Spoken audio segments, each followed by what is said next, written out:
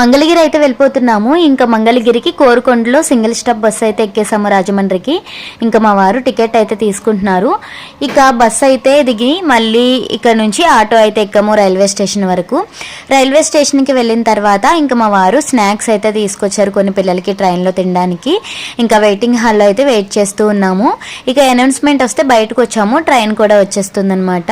అదైతే రిజర్వేషన్ D2లో వచ్చింది. ఇంకా ట్రైన్ అయితే ఎక్కేసి మా పిల్లలు అప్పుడే స్నాక్స్ ఓపెన్ చేసి తినేస్తున్నారు. చాలా సేపటి తర్వాత ఇక విజయవాడ అయితే చేరుకున్నాము. విజయవాడ నుంచి మంగళగిరి వెళ్ళడానికి 10th ప్లాట్ఫామ్ మీద గోల్కొండ ఎక్స్ప్రెస్ ఉందని మా వారు ఫోన్ లో చూసి ఇంకా టికెట్ తీసుకొని ఇదైతే ఎక్కేసామన్నమాట. మొత్తం ఖాళీ అయిపోయింది ఇక్కడ విజయవాడలో.